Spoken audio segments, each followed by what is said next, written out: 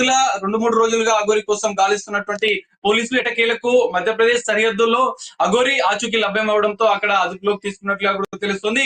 రేపు మధ్యాహ్నం వరకు కూడా అఘోరిని హైదరాబాద్ ముఖిలాకి పోలీస్ స్టేషన్ కు తరలిస్తామని చెప్తున్నారు. మరి అరెస్ట్ అనంతర పరిణామాలు ఉంటాయనేది చూడాలి. అల్లూరి శ్రీనివాస్ అలియాస్ అఘోరి నెక్స్ట్ ఏ విధంగా ముందుకు వెళ్తుంది, ఎందుకంటే ఇప్పటికే అనేక వివాదాలు మరికొంతమంది బాధితులు కూడా అఘోరి మోసం చేసినట్టు కూడా వెలుగులోకి వస్తున్న నేపథ్యంలో మరి ఇతర కేసుల విషయంలో కూడా అఘోరిని అదుపులోకి తీసుకుంటారా, ఈ కేసులోనే అఘోరిని రిమాండ్ తరలిస్తారనేది అఘోరిని హైదరాబాద్ కు తరలించిన అనంతరం మరికొన్ని కీలక పరిణామాలు కేసులో జరిగే అవకాశం అయితే మనకు కనిపిస్తుంది. సౌమ్య,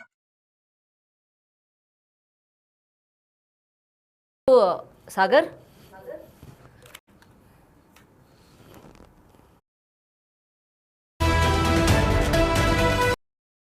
అయితే బ్రేకింగ్ చూస్తున్నాం. ప్రెసెంట్ అఘోరి అరెస్ట్ అయినట్టు కూడా తెలుస్తుంది. ముఖ్యంగా తన పైన నమోదైన ఈ మోకిల పోలీస్ స్టేషన్ లో నమోదైన కేసు ఏవైతే ఉన్నాయో, ముఖ్యంగా పూజల పేరుతోని లక్షలు డబ్బులు తీసుకుందని చెప్పి గతంలో ఒక వ్యక్తి బాధితురాలు అనొచ్చు తను బయటకు వచ్చి కేసు పెట్టడం కూడా జరిగింది. అయితే ఈ కేసు పరంగానే తనని అరెస్ట్ చేసినట్టు కూడా తెలుస్తోంది.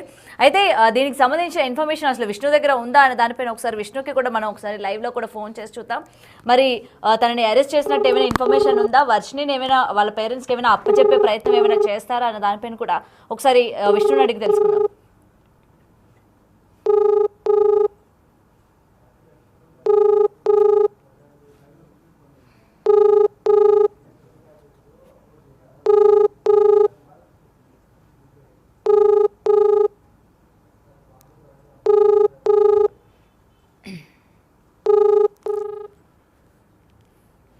రైట్, అయితే మరోసారి కాల్ చేద్దాం.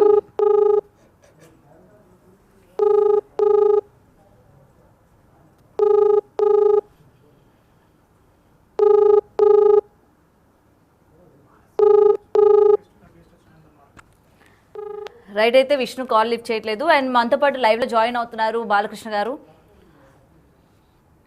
రైట్, బాలకృష్ణ గారు నమస్తే అండి. జన్మనిచ్చిన తల్లిదండ్రులకు నమస్కరిస్తూ విశ్వేశ్వర నా వాయిస్ వినిపిస్తుందా అండి మీకు? బ్రహ్మాండంగా. రైట్, బాలకృష్ణ గారు, అయితే ఏవైతే తన పూజలు ముఖ్యంగా శ్రీనివాస్ పూజలు చేస్తున్నాడు అని చెప్పి గతంలో తన పైన కేసులు నమోదు అవ్వడం కూడా జరిగింది. అయితే ఈ నేపథ్యంలోని తన్ని యూపీలో అరెస్ట్ చేసినట్టు కూడా తెలుస్తుంది. మీకు ఏమైనా సమాచారం అందిందా అండి? నాకైతే ఏం సమాచారం అందలేదమ్మా. నేనైతే ప్రస్తుతం హరిద్వార్ లో ఉన్నాను. గత 4 రోజుల నుంచి కూడా ఇక్కడే ఉన్నాను. కాకపోతే నేను లోకేష్ గారికి ట్వీట్ పెట్టాను, పిఎం గారికి కూడా మెయిల్ చేశాను. నేను ఇక్కడ ఖచ్చితంగా అరెస్ట్ అయ్యి ఉంటాడు అనేటువంటిది అయితే అనుమానం ఉంది. కాకపోతే ఇక్కడ నాకు కొన్ని ప్రశ్నలు,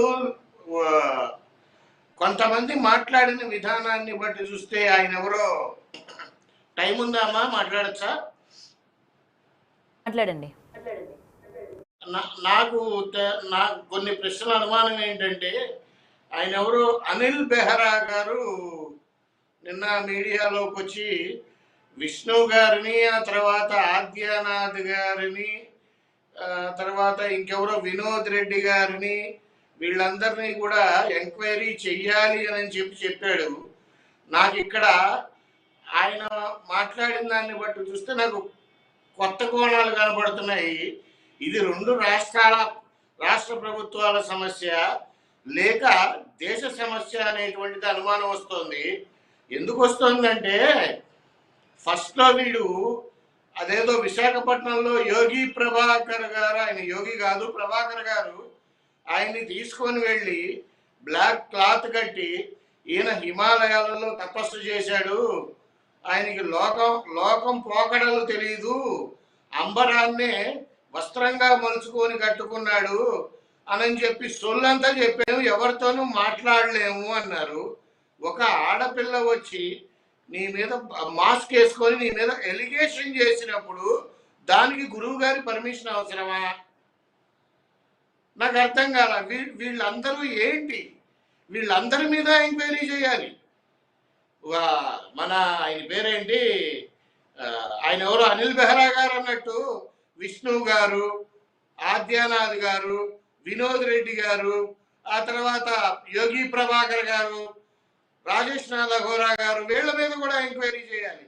డబ్బు లావాదేవీలా ఇంకా ఏమైనా ఉన్నాయా, చాలా కూలంకషంగా ఇంటరాగేట్ చేయాల్సిన అవసరం ఎంతైనా ఉంది. ఇవన్నీ చూస్తూ ఉంటే ఇదేదో పెద్ద డబ్బు స్కాము, మాఫియా, ఆ తర్వాత గంజాయి, ఇలాంటివి కనపడుతున్నాయి తప్ప, ఇలాంటివి అనుమానాలు వస్తున్నాయి తప్పితే వీళ్ళు మాట్లాడే మాటలను బట్టి కొత్త కోణాలు వెలుగులోకి వస్తున్నట్టున్నాయి. నేను జూనా అఖాడాలో కూడా చెప్పాను, జూనా అఖాడాలో కూడా కంప్లైంట్ ఇచ్చాను, పంచదశానన అఖాడాలో కూడా కంప్లైంట్ ఇచ్చాను. ఆ తర్వాత ప్రతి అఖాడా వాళ్ళకి ఇన్ఫర్మేషన్ వెళ్ళింది. వాళ్ళు యాక్షన్ తీసుకోరమ్మా, వాళ్ళు యాక్షన్ తీసుకోరు. అఖాడాల నుంచి ఏ లెటర్లు రావు. కానీ వీడు అరెస్ట్ అవ్వడానికి ఖచ్చితంగా ఛాన్సెస్ అయితే ఉన్నాయని నేను గట్టిగా నమ్ముతున్నా. ఇకపోతే అసలు కంప్లీట్గా వీడి వెనకాల ఎవరున్నారు అనేటువంటిది కూడా ఇంకొకటి. అనిల్ బెహ్రా గారు ఎవరో ఒక ఇన్స్పెక్టర్ గారు కూడా ఉన్నారన్నట్టుగా చెప్పారు. ఎంతమంది ఉన్నారు ఇంకా? ఇంకొకటి ఆడి కారులో ఉన్నటువంటి పుర్రెల్ని కూడా DNA టెస్ట్కి పంపాలి. అన్ని పుర్రెలు ఎక్కడి నుంచి వచ్చినాయి వాడికి? వీడు మోసం చేసిన వాళ్ళందరినీ చంపి పాటేసి తెచ్చుకుంటున్నాడు ఆ పుర్రెలు. రకరకాల అనుమానాలు మనం వ్యక్తం చేయొచ్చు. ఏది ఏమైనప్పటికీ కూలంకషంగా ఇంటరాగేషన్ అనేటువంటిది చేయాలి. ఈవెన్ వర్షిని కూడా, ఆ అమ్మాయిని కూడా ఇంటరాగేషన్ చేయాలి. ఆ అమ్మాయికి మందు అలవాటు ఉందా, తాగుడు ఇది సిగరెట్ అలవాటు ఉందా, గంజాయి అలవాటు ఉందా, డ్రగ్స్ అలవాటు ఉందా, అంతకు ముందే ఉందా, వీటితో కలిసిన తర్వాత అలవాటు అయిందా, ఆ అమ్మాయిని కూడా జైల్లో వేయాలి. కాకపోతే అది మానసిక వైద్యశాలలో కూడా ఇంకొకసారి పరీక్షించాల్సిన అవసరం అయితే ఆవిడకి ఉంది. ఇక్కడ విచిత్రం ఏంటంటే ఎంకిపెళ్లి సుబ్బిచావుకు వచ్చిందని గురుగారు ఈ వర్షిని అయితే ఒకదానికి సమాధానం చెప్పండి. ఇప్పుడు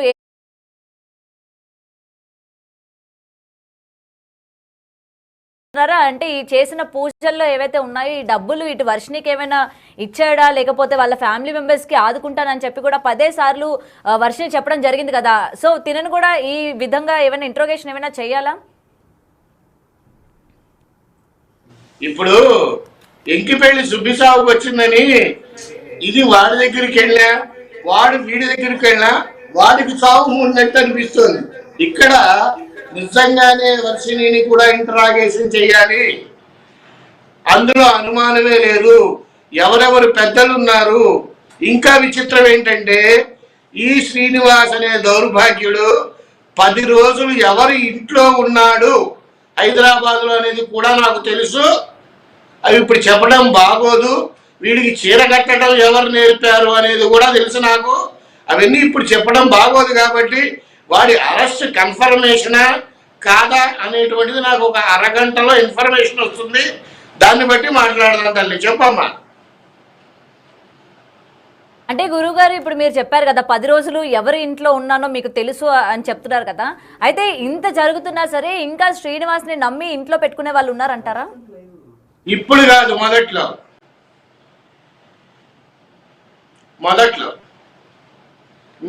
మిడిల్ ఆఫ్ ది ఇంట్లో ఉన్నారమ్మా. ఎందుకు లేరు? వాడిని పిలిచి ఆవిడెవరో భోజనం పెడితే లకారాలతో డిపార్ట్మెంట్ వాళ్ళని తిట్టాడు కదా, పిలిచి మరీ భోజనం పెట్టారు వీడికి, దరిద్రుడికి. వాళ్ళెవరో లకారాలతో తిట్టారు డిపార్ట్మెంట్ వాడిని, అఘోరాగాడు. ఇవన్నీ పక్కన పెడితేనమ్మా ఇక్కడ అసలు వీడు ఈ వర్షిని వాళ్ళ ఇంటికి వెళ్ళటానికి కారణం వాళ్ళ స్థితిగతులు చూసి, వాళ్ళ ఆర్థిక ఇబ్బందులు చూసి వీడు వెళ్ళి డబ్బు మాయ చూపించి వల్ల వేసుకున్నాడు అని కూడా అనుకోవచ్చు. ఆ డబ్బుని చూసి ఈ వర్షిని దిక్కుమాలింది, వాడి దగ్గరికి వెళ్ళింది అని కూడా చెప్పచ్చు. ఇక్కడ ఇంకొక పాయింట్ ఏంటంటే అసలు వర్షినికి వాడిని ఏమని పిలవాలో కూడా తెలియదు. కాసేపు బావా అంటది, కాసేపు ఈమె అంటది. ఆమెకే క్లారిటీ లేదు వాడేంటి అనేటువంటిది. అంటే డబ్బు కోసమే వెళ్ళింది అని ఖచ్చితంగా అయితే చెప్పచ్చు. చెప్పమ్మా. రైట్. అయితే డబ్బు కోసమే అని అయితే చెప్తూ ఉన్నారు కదా. ఇప్పుడు ఇద్దరిని కూడా ఇంట్రోగేషన్ చేయాలి అని మీరు డిమాండ్ చేస్తున్నారు కాబట్టి ఒకవేళ గనక ఇలా జరిగితే, అంటే వర్షిని నాకు సంబంధం లేదు, తను డబ్బు తీసుకున్న దానికి కావచ్చు, లేకపోతే పూజలు అని చెప్పి డబ్బు తీసుకొని ఇట్లా చేశాడని కానీ నాకు అసలు సంబంధం లేదు, మొత్తం శ్రీనివాస్ మీదే ఒకవేళ తోసేసే ప్రయత్నం ఏమైనా ఉందా? తను మళ్ళీ ఎందుకు మనకు వచ్చినవి ఈ కేసులు, ఈ అరెస్టులు మనకి ఎందుకు వచ్చినవి అని చెప్పి మళ్ళీ వాళ్ళ పేరెంట్స్ దగ్గరికి ఏమైనా వెళ్ళిపోయే అవకాశాలు ఏమైనా ఉన్నాయా గురుగారు? అసలు పేరెంట్స్ దగ్గరికి పంపరు, వేస్తే జైల్లో వేస్తారు వర్షిణిని కూడా, లేదా మానసిక వైద్యశాలలో ట్రీట్మెంట్ కోసం పంపిస్తారు. నాకు తెలిసినంత వరకు తనకు మానసిక పరిస్థితి బాగానే ఉంది అని అనిపిస్తోంది, కానీ ఈవిడ కూడా గేమ్ ప్లే చేయొచ్చు కదా, చెప్పలేం కదా. వాళ్ళు అన్నారు కదా, మా వల్ల ఇబ్బంది ఏముంది, మమ్మల్ని వదిలేయచ్చు కదా, మేము ఉత్తరాఖండ్ వెళ్ళిపోతాం కదా, సాంప్రదాయని సుబ్బిని మాటలన్నీ మాట్లాడారు కదా, భయపడి మాట్లాడారా? పోలీసులు పట్టుకుంటారని మాట్లాడారా?